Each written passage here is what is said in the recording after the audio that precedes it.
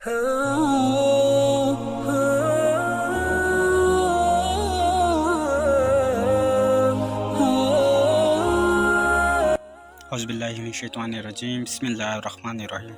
अस्सलामु अलैकुम वरहमतुल्लाहि वबरकातुहू। उम्मीद है आप सब खैर खैरियत से होंगे। कल हमने यहाँ तक पढ़ा था, आज आगे इंशाल्लाह ज़्यादा टॉपिक पढ़ने की कोशिश करेंगे। चलिए स्टार्ट करते हैं। सनाबी से रिवायत है, मैं इबादा बिन सामत रज़ियल्लाहु अन्हा के पास गया। वो मरने के करीब थे, मैं रोने लगा। उन्होंने कहा, मुझको मोहलत दो, यानी मुझको बात करने में। क्यों रोता है? कसम अल्लाह की, अगर मैं गवाह बनाया जाऊंगा तो तेरे लिए ईमान की गवाही दूंगा, और अगर मेरी सिफारिश काम आएगी तो तेरी सिफारिश करूंगा, और अगर मुझे ताकत हुई तो तुझको फ़ायदा दूंगा। फिर कहा, कसम अल्लाह की, कोई हदीस मैंने रसूलुल्लाह सल्लल्लाहु अलैहि वसल्लम से नहीं सुनी जिसमें तुम्हारी भलाई थी, मगर मैंने उसको तुमसे बयान कर दिया। अलबत्ता एक हदीस मैंने अब तक बयान नहीं की कि वो आज बयान करता हूँ, इसलिए कि मेरी जान जाने को है। मैंने रसूलुल्लाह सल्लल्लाहु अलैहि वसल्लम से सुना, आप फरमाते थे, जो शख्स गवाही दे, यानी दिल से यकीन करे और ज़ुबान से इकरार के अल्लाह के सिवा कोई सच्चा माबूद नहीं, और बेशक हज़रत मोहम्मद सल्लल्लाहु अलैहि वसल्लम अल्लाह के रसूल हैं, तो अल्लाह ताला उस पर जहन्नुम को हराम कर देगा, यानी हमेशा जहन्नुम में रहने को, या जहन्नुम के उस तबके को जिसमें हमेशा रहने वाले काफिर डाले जाएंगे। आगे तो अल्लाह बेहतर जानते हैं, वैसे आपको इससे समझ आ गई होगी। मैं थोड़ी सी अपनी वर्डिंग में आपको समझा देता हूँ इसका मफ़हूम, कि ये वाले जो शख्स है ना, ये ताबीन थे और ये सहाबी थे। तो ये वाले सहाबी के पास ये वाले ताबीन थे, उन्होंने जो है ना, ये वाले सहाबी पे मौत का मतलब काफ़ी करीब थे, मरने के, इंतकाल के काफ़ी करीब थे। तो उस वक्त जो है ना, उन्होंने बोला कि मुझे मोहलत दो बात करने की। फिर उन्होंने बोला, क्यों रोते हो? ये जो ताबीन है वो रो रहे थे। फिर उन्होंने ये सारी बात की कि मैं तुम्हें फ़ायदा देता, ईमान की अगर बात है तो मैं तुम्हारी गवाही देता, सिफारिश अगर मेरे काम आएगी तो मैं तुम्हारी सिफारिश करता, और अगर मैं तुम्हें फ़ायदा पहुंचा सकता तो मैं तुम्हें फ़ायदा पहुंचाता।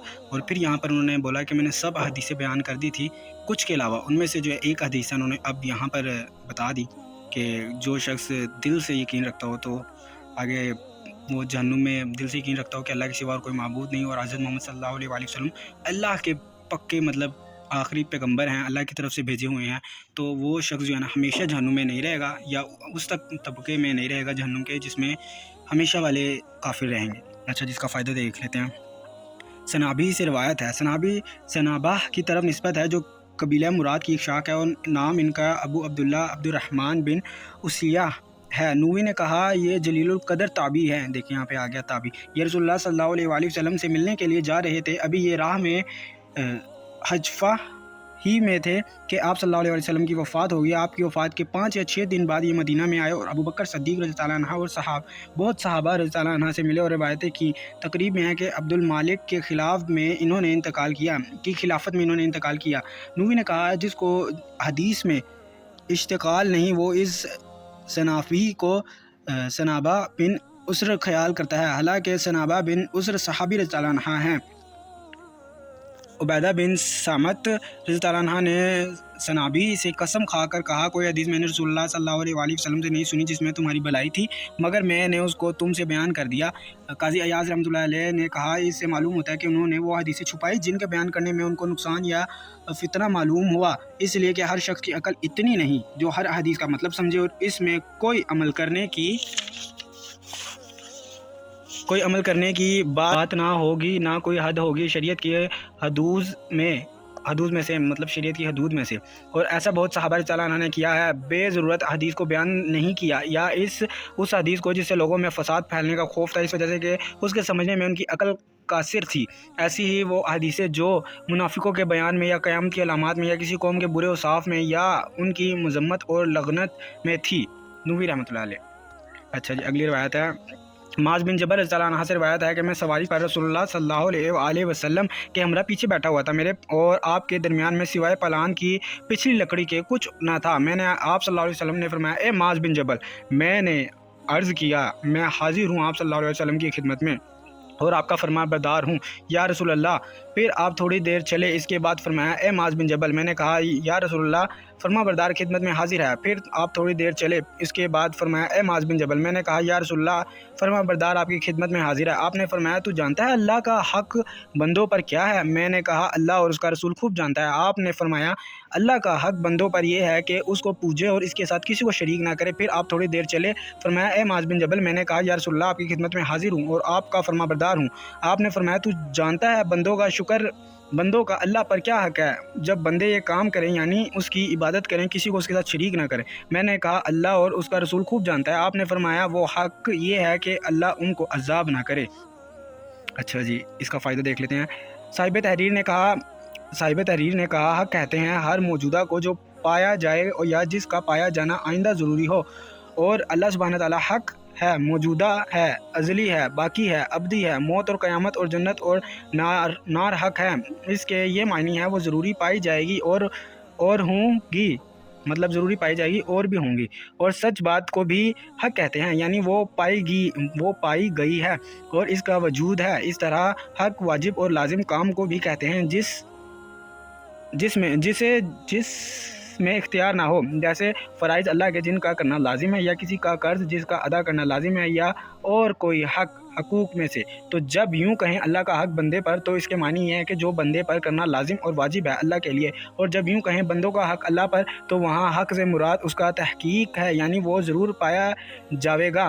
یہ نہیں کہ اللہ پر واجب یا فرض ہے، کیونکہ اللہ جل شانہ پر کوئی کام لازم اور واجب نہیں، اور نہ کوئی اس پر کسی کام کو واجب کر سکتا ہے۔ وہ خود بادشاہ ہے، مالک ہے، صاحب ہے سارے جہان کا، جو چاہے کرے، چونکہ جو نہ چاہے نہ کرے، پر اپنے وعدہ اور قول کا سچا ہے، اس کی بات ٹالنے والی نہیں۔ اس نے جیسا فرمایا اس کے نیک بندے جنت میں ضرور جائیں گے، لیکن اگر وہ چاہے تو نیکوں کو بھی دوزخ میں ڈال دے، کسی کی کیا مجال جو اس کو کچھ بھی کہہ سکے، بے شک۔ اچھا جی، اگلی روایت ہے۔ معاذ بن جبل رضی اللہ عنہ سے روایت ہے کہ میں رسول اللہ صلی اللہ علیہ وسلم کے ساتھ گدھے پر سوار تھا جس کا نام انفیر تھا۔ آپ صلی اللہ علیہ وسلم نے فرمایا اے معاذ، تو جانتا ہے اللہ کا بندوں پر کیا حق ہے اور بندوں کا اللہ پر کیا حق ہے؟ میں نے کہا اللہ اور اس کا رسول خوب جانتا ہے۔ آپ صلی اللہ علیہ وسلم نے فرمایا اللہ کا حق بندوں پر یہ ہے کہ اس کی عبادت کریں، اس کے ساتھ کسی کو شریک نہ کریں، اور بندوں کا حق اللہ پر یہ ہے کہ جو شخص شرک نہ کرے اللہ اس کو عذاب نہ دے۔ میں نے کہا یا رسول اللہ میں خوش نہ کر دوں لوگوں کو یہ سنا کر؟ آپ صلی اللہ علیہ وسلم نے فرمایا مت سناؤ ان کو، ایسا نہ ہو کہ وہ اس پر بھروسہ کر بیٹھے۔ بے شک، مطلب ہم پہ فرض ہے، لیکن ہم یہ نہیں بول سکتے کہ اللہ پر فرض ہے۔ کیونکہ وہ رب ہے، وہ ہر چیز کا مالک ہے، وہ جو چاہے کر سکتا ہے، وہ رب ہے جو چاہے کر سکتا ہے، بے شک۔ اچھا جی، اس کا فائدہ دیکھ لیتے ہیں۔ آفیر بزم عین محملہ اور فاتحہ فا موحدہ یہی صحیح ہے اور یہی معتبر نسخوں میں ہے۔ اور قاضی ایاز نے کہا جو اس کو عین مجمعہ سے کہا وہ متروک ہے۔ نووی نے کہا یہ وہ گدھا تھا جو رسول اللہ صلی اللہ علیہ وسلم کی سواری کا تھا۔ بعضوں نے کہا وہ حجۃ الوداع میں مر گیا، اور اس حدیث سے معلوم ہوتا ہے کہ یہ واقعہ دوسری بار کا ہے، اور پہلی حدیث میں جو مذکور ہے وہ اور بار کا ہے، اس لیے کہ پہلی حدیث میں پلان کا ذکر ہے اور پلان اونٹ پر ہوتا ہے، اور احتمال ہے کہ ایک ہی واقعہ اور پہلی حدیث کا یہ مطلب ہو کہ میرے اور آپ صلی اللہ علیہ وسلم کے درمیان صرف اتنا فاصلہ تھا جیسے پلان کی لکڑی۔ آپ صلی اللہ علیہ وسلم نے معاذ بن جبل رضی اللہ عنہ سے فرمایا لوگوں کو خوشخبری مت سنا، کہیں ایسا نہ ہو وہ اس خوشخبری پر بھروسہ کر بیٹھے پھر اور نیک کام کرنا اور گناہوں سے بچنا چھوڑ دیں۔ دیکھ لیں، اس لیے میں نے بولا تھا اگرچہ توحید نجات کے لیے کافی ہے، پر جہنم سے بالکل محفوظ رہنے کے لیے اور جنت میں اعلیٰ درجہ پانے کے لیے اعمال صالحہ کرنا اور برے کاموں سے بچنا ضروری ہے، بے شک۔ اب دیکھیں نا، اب جہنم ہے، جہنم کے درجے ہیں، ویسے ہی جنت کے درجے ہیں۔ اب جس کی دعا ہے، خواہش ہے جنت الفردوس میں جانے کی، کیونکہ وہاں پر جنت جو ہے نا ساری بہت اچھی ہے، لیکن جو جنت الفردوس کا مقام ہے نا، کیا ہی بتاؤں آپ کو۔ آپ کافی اسکالرز ہیں، ان کے بہت سارے بیان ہیں، آپ کوئی بھی سن سکتے ہیں جنت الفردوس کے بارے میں، آپ کو پتہ چلے گا کیا جگہ ہے وہ۔ اچھا جی، اگلی روایت دیکھ لیتے ہیں۔ معاذ بن جبل رضی اللہ عنہ سے روایت ہے رسول اللہ صلی اللہ علیہ وسلم نے فرمایا معاذ تو جانتا ہے اللہ کا بندے پر کیا حق ہے؟ انہوں نے کہا اللہ اور اس کا رسول خوب جانتا ہے۔ آپ صلی اللہ علیہ وسلم نے فرمایا وہ حق یہ ہے کہ پوجا جاوے اللہ اور شرک نہ کیا جاوے اس کے ساتھ کوئی۔ پھر آپ صلی اللہ علیہ وسلم نے فرمایا تو جانتا ہے بندوں کا حق اللہ پر کیا ہے؟ میں نے کہا اللہ اور اس کا رسول خوب جانتا ہے۔ آپ صلی اللہ علیہ وسلم نے فرمایا وہ حق یہ ہے کہ اللہ ان کو عذاب نہ کرے، یعنی ہمیشہ کا عذاب جیسے مشرکوں کو ہوگا۔ اور بعض نسخوں میں شائع ہے بنسب، تو ترجمہ یہ ہوگا کہ تجھے بندہ اللہ کو اور اس کے ساتھ شریک نہ کرے۔ اچھا جی، اب دیکھیں جو اگلی ہے نا روایت، وہ جیسے ہم احادیث پڑھتے ہیں تو ان میں ہمیں کافی کچھ سیکھنے کو ملتا ہے. اگلی روایت ہے نا وہ سمجھ لیں آپ پورا ایک واقعہ اسی کے متعلق ہے, ٹاپک سیم ہی ہے لیکن وہ ایک پورا واقعہ یہاں سے ابو ہریرہ کی روایت میں وہ شروع ہو رہا ہے اور وہ سننے میں بہت مزہ آئے گا انشاءاللہ. آپ لوگ بھی بولیں گے واہ کیا کمال ہے, حضرت عمر کا ایمان, صحابہ کا ایمان اور میرے نبی ان کے تو کیا ہی کہنا. انشاءاللہ پھر اگلی ویڈیو میں ملاقات ہوگی. تب تک آپ لوگ اپنا بہت بہت خیال رکھیں اور اپنی دعاؤں میں یاد رکھیں. چلیے السلام علیکم ورحمۃ اللہ وبرکاتہ.